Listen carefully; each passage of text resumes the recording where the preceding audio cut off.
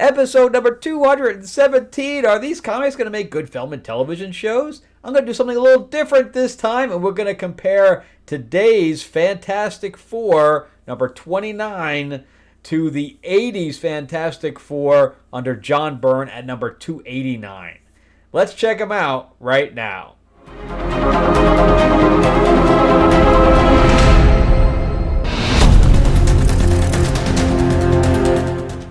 Welcome back to the channel, everyone. Thank you so much for spending time with me as we rant about movies, comic books, and television shows, as well as the occasional board game. I'm your host, Frank Zanca. I'm an award-winning screenwriter, novelist, and comic book writer, as well as a filmmaker. And we're going to jump right into these two Fantastic Fours, done by completely different writers and artists for that matter, but I think the art is secondary to the writing on these, because that's really what I want to compare. And before we jump into it, remember to give me a like, give me a subscribe if you can. And yeah, if you can, help me grow the channel out, that would be amazing. All right, it's free. Why not? Ring that bell. So I have nothing to promote this time. I do have my books behind me. Destiny Aurora, which is a 4-novel series on Amazon. The graphic novel is also on Amazon. And then I have my fantasy novel, Tales of Ravenor the Iron Witch, which is also on Amazon. I think I have hardcover and softcover on there. It's also in Kindle. And on top of that, Destiny Aurora is also on Audible, if you do that. So it's really good stuff. But yeah, let's jump into Fantastic Four. The first one we're looking at is by Ryan North.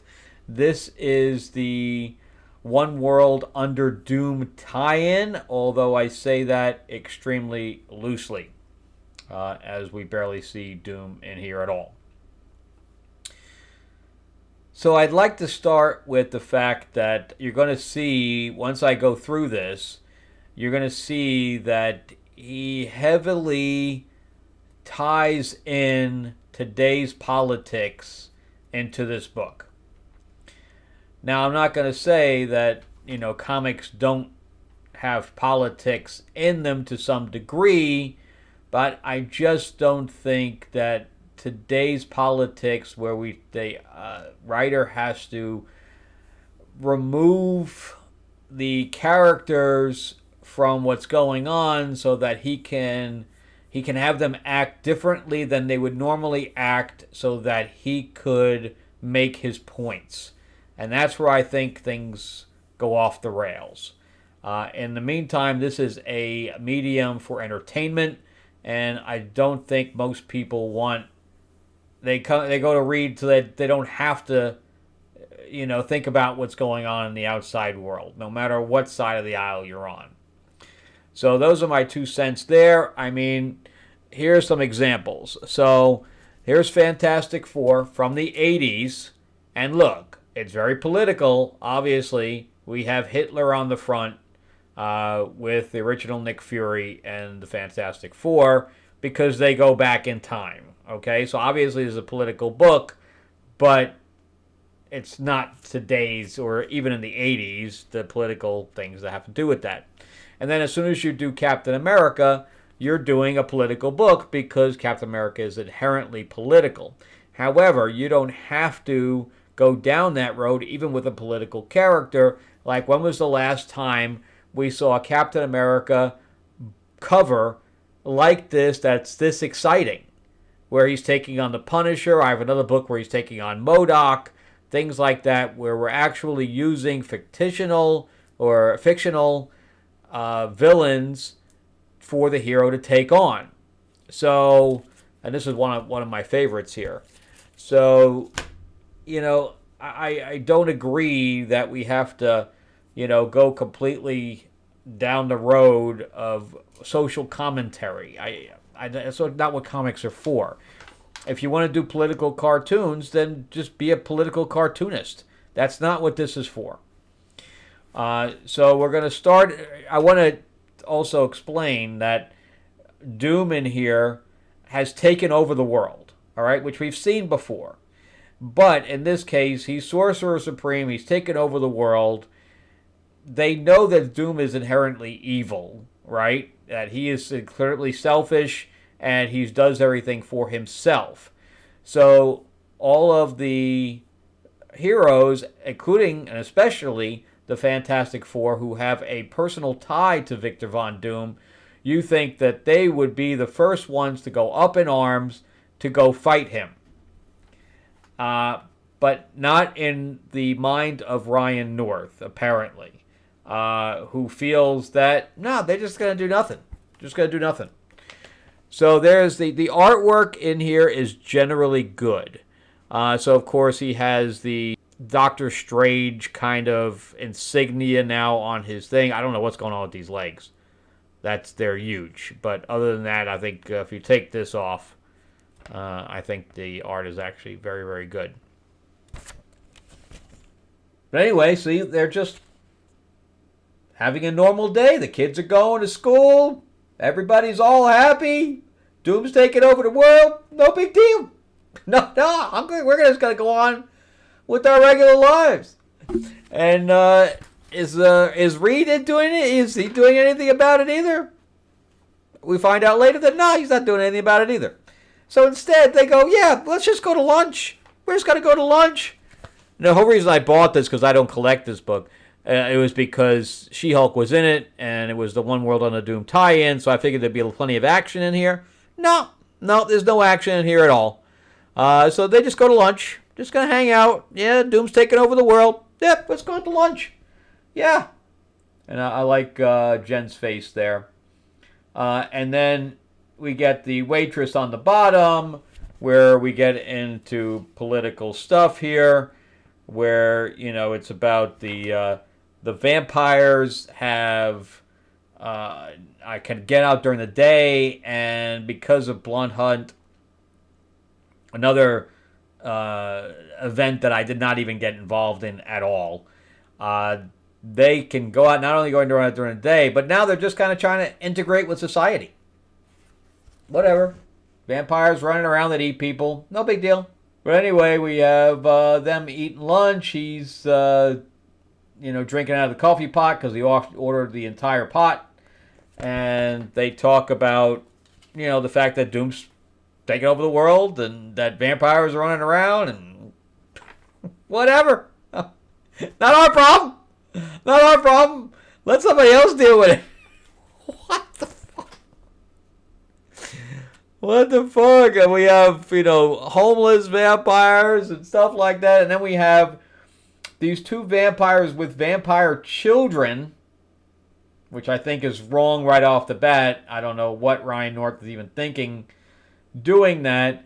But obviously, there's the allegory here of the vampires being, and it's very obvious, by the way, it's not me stretching in any sense of the word, that they are an allegory for because they ate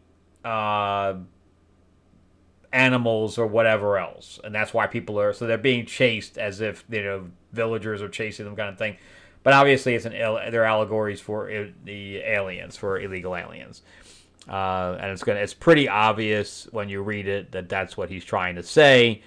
And they stop them with the force field, and they're like, "Oh, you're a vampire lover! What is going on?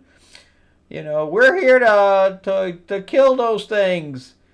And are they wrong? I don't know.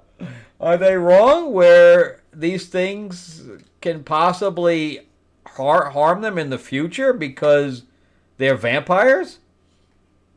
I don't know. I think this is something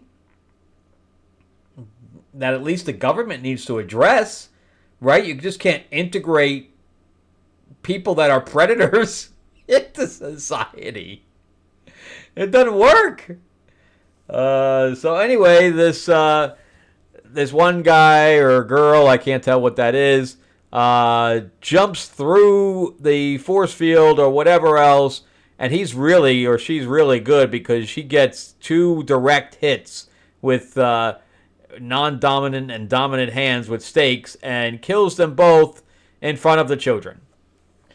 So they capture the person, or Sue does anyway, and now the kids are alone Mommy, Daddy, you killed my mommy and daddy. Okay. First of all, they were probably already dead if they're vampires, but whatever.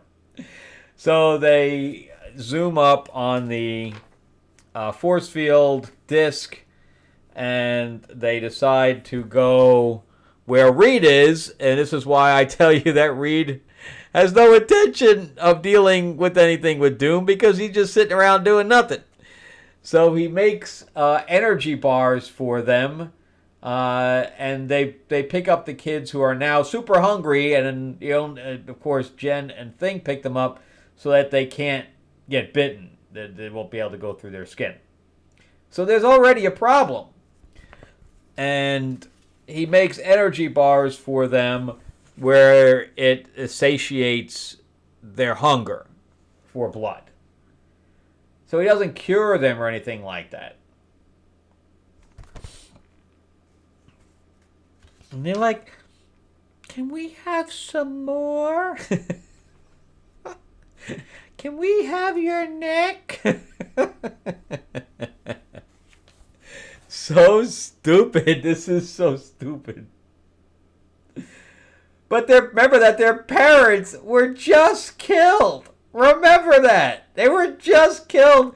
These kids are all like, yay, let's go play. Can we have some ice cream? These kids have some major mental problems. And they're vampires. I would distance myself from these kids pretty damn quick. They're like, my parents got killed. I don't care. Just give me some blood. So anyway, they are walking back. I don't even know what the hell they even did with the kids. And I don't even care. But anyway, they go pick up their real kids from, well, not real, because Thing's kids are from another planet, but one's a Skrull and one's a Kree. I really liked their addition to them. I thought that was a really good idea. When they did that, I was like, yeah, that is pretty good. And I liked their addition to the Fantastic Four. It's too bad that when Ryan North came on here, I just didn't collect it anymore because it was so bad. But yeah, and then of course we see the MAGA house. Oh, that's right. They dropped the kids off with their family. I don't know. It's horrible. This is horrible. It is horribly written. In fact, I was watching Wes at Thinking Critical, and he and Aaron did this review for the worst of the week. And then I watched Mike at Comic Book Corner 2.0, and of course I'm friends with both of them. And he thought this was so good that he was going to continue the story from this point on. I'm like, wow. Two sides. Mike Spider Slayer, he goes by. But two sides of the spectrum there. Well, I'm leaning towards Wes and Aaron, where I think this is just horrific. And I will not be touching another Fantastic Four book again until Ryan's off the book. All right, so now I want to compare that to the 80s with John Byrne. Okay, I am trying to get as many John Byrne books as possible. I just got 260. He wasn't part of 260, but that was the death of Doom, and I'm really looking forward. I just got it in the mail today. So I'm going, since I can't buy anything new apparently from Fantastic Four. I'm going back. I'm going back to the good stuff where I can actually get a good story.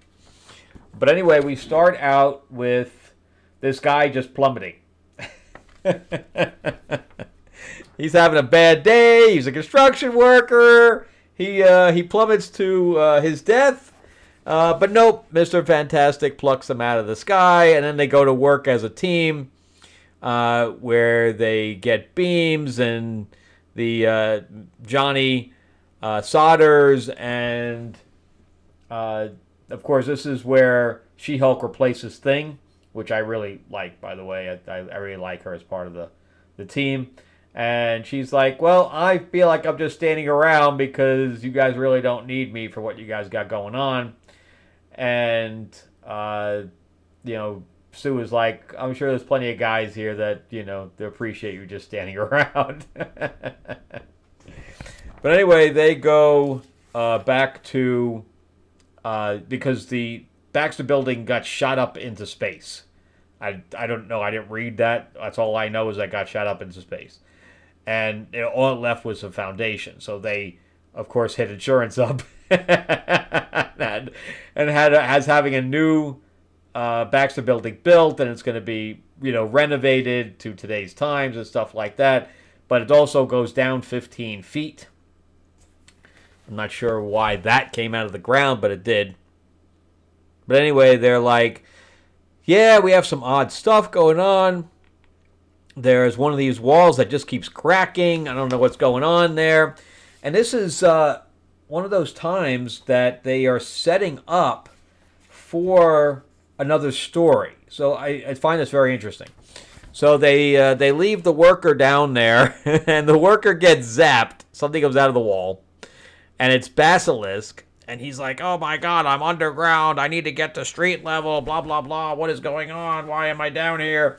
And he crawls up the elevator shaft, and he says, oh no, who is that?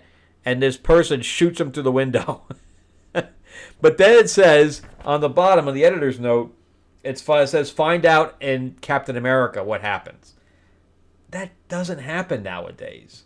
We just don't have a storyline that pops in to make you want to buy another book.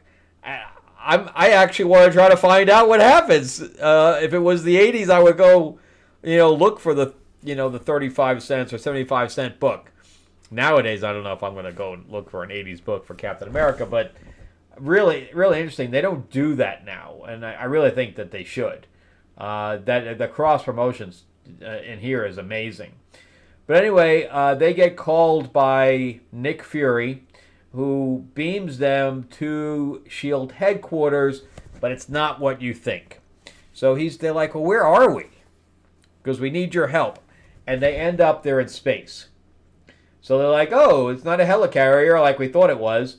And there's the Baxter building flying into space, and that's what has caused this rift.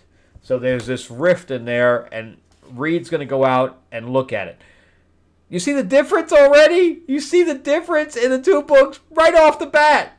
Right off the bat. We had them working as a team, saving this guy, just random guy. Then we got we go see the new Baxter building getting built. Basilisk comes out of the wall, and they get beamed up immediately. This is not even 10 pages in, and they're getting beamed up into space to look at this anomaly. What a difference between them having lunch when Doom is taking over the world. What the...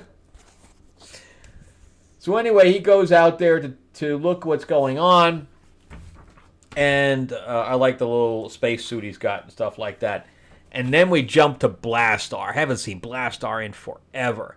And he's in this anomaly, and he's luring them in. Okay, so he wants the Fantastic Four to come in. And he's got the power rod, or whatever you want to call it, hanging around his neck. And this thing is coming out of this, I don't know if it's a jail cell or a prison cell, or whatever else, but it zaps whatever's in there because it's reaching for the power rod, or the cosmic rod, I forgot what it was called. And it forces him back in. And he's all very gleeful that he's in control of what's going on and that he is luring the Fantastic Four in. So Mr. Fantastic gets pulled into the anomaly, and Sue is like, no, we're going after him. And they're like, no, we cannot go in after him. We have no idea what's in there. We don't know if we go in there, if it's going to be, cause a chain reaction. We have no idea what's going on. And she said there is no world without Reed, which is kind of selfish, but okay. And she slams on the accelerator, and their little shuttle that they're on which is not the main Shield space station, but just the little thing that they're on, shoots into the anomaly, and I really look at that. Isn't that amazing? That's just amazing. When I flipped to that, I was like, I think it's like charcoal or something like that. I have no idea how they made that, but it's pretty amazing. But anyway, there's Blastar, and now he's got Mr. Fantastic there, and he's trying to drill through his helmet. But he doesn't get very far because She-Hulk jumps through the wall. Look, we have full action going on. We have high stakes. We got none of that in the recent book. None of it. And he's blasting away. He blasts her. We got Johnny going Nova on him. Just so much stuff going on. Blastar blasts the hell out of him. That's where he's Nova right there. And meanwhile, we have Sue in communication with Nick Fury, and she's trying to get at Reed while the other two are battling him, but she ends up taking the cosmic rod away from him, and he's like, no, you can't take that. But She-Hulk's right behind and slams the crap out of him.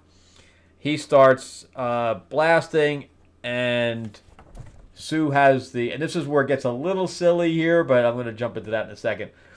And she's like, I have the power! And he's like, yes, but don't throw the power rod into this thing or else, it'll ruin all my plans.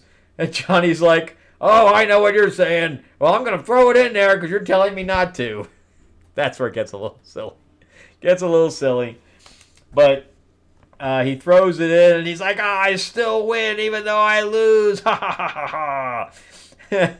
And so this thing bursts open, and this creature comes out. It was the creature that was in the prison, and it is Annihilus. Tell me that's not awesome. And then you have a bunch of stuff going on back at the SHIELD space station with the anomaly. How awesome is that? I mean, okay, Johnny throwing the cosmic rod. Okay, yeah, I get that's silly, but everything else around it, and it ends with Annihilus. That's awesome stuff, man. That's awesome stuff.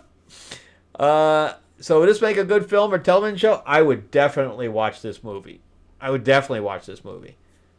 Blastar, Annihilus, She-Hulk. God, it's good stuff, man. God, it's good stuff. Not that, and the artwork is good in both. I have no problem with the Doom artwork, but this is complete piece of shit. Complete piece of shit. So that's it for me. Thank you guys so much for watching. I greatly appreciate it. Remember to give me that like, give me that thumbs up if you can, and if you can't subscribe, please do. And if you want to get any of my stuff off Amazon, please do that as well. Just go to Amazon and type my name in, and you'll see everything in there. All right. Thanks for watching. Let me know what you guys think. Do you think that Ryan North is writing better than John Byrne? Let me know. All right? Are you guys collecting One World Under Doom, or are you just skipping the hell out of that too? Again, thanks for watching. Have a great week, guys.